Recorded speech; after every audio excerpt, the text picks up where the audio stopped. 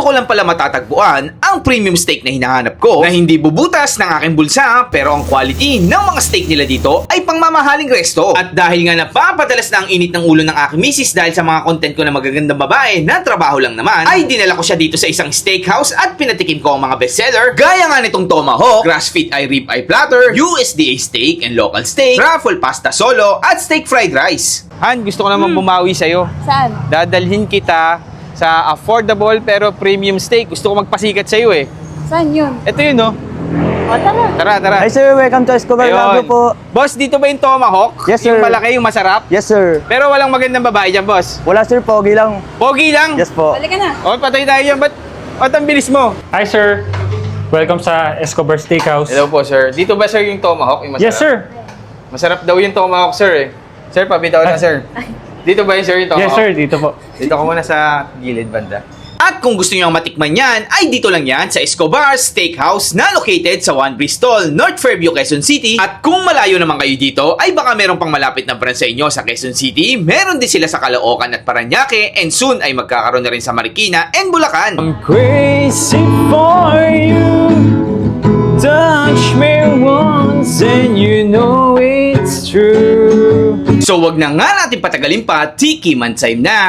So yung mga ka-food trip at nandito na nga tayo ngayon sa Escobar Steakhouse dito sa One Bristol, North Fairview, Novaliches guys. So meron na silang 5 branches dito sa Metro Manila and soon magkakaroon na sila sa Bulacan guys. So dito yung pinuntahan natin dito sa Lagro branch nila, and then in-order natin yung kanilang mga bestseller dito. So number 1 dyan yung kanilang USDA Smoked Tomahawk. Ayan guys, so tinikman ko na kanina eh. So titikman ulit natin yan guys. Kita nyo yung meat niya, no? Grabe oh. Mamula-mula. Tikman natin ulit. Grabe. Laki. So pag umorder pala kayo nito guys, advance order. 1 day before kayo pumunta dito, PM na kayo sa page nila. Yan, sa Escobar. Ang lambot. Ang sarap. Tapos ito yung meat niya guys, so meron mga konting fat dito. Grabe, ang ganda talaga. Pakita ko sa inyo kung gaano kalambot yan. Mamula-mula. So try naman natin yung kanilang USDA Porter. So meron silang 2 klase dito guys. Meron tayong USDA and then meron ding local.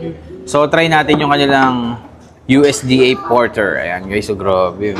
Sobrang lambot talaga nito guys. Oh. Ayan oh. Ay, grabe. Woo! Ayun oh, tignan mo. Jeez. Sobrang lambot.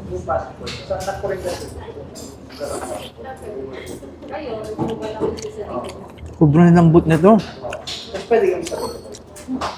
Premium na premium.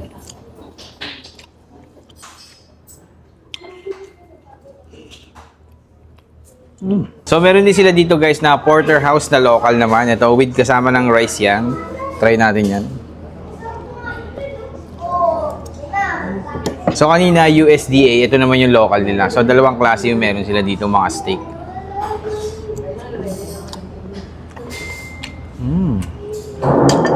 Ito yung kanilang bestseller na grass-fed steak. And then may mga kasama na rin isang side dishes yun. Ang dami oh. Guys, so makikita nyo. Kaya merong potato marble. So, tikman natin guys yung kanilang bestseller na steak dito. Ito. Rib eye. Grabe. Sarap. Ang lambot. Iba talaga pag premium.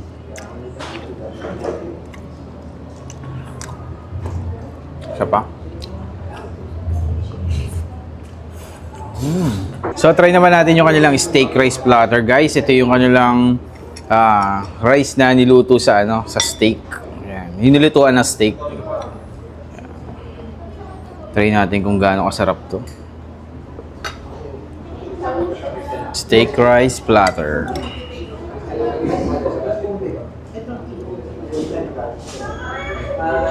Sarap. Kahit di ka na mag-ulam guys, ito lang orderin mo. Para ka na rin kumain ng steak. Tapos parang may mga garlic pa siya sa ibabaw. Ayan. Perfect. So, last na try natin guys yung kanilang truffle pasta. Meron tong solo and then meron ding platter na good for 4 to 5 person. So, tikman natin yan guys. Truffle pasta solo nila.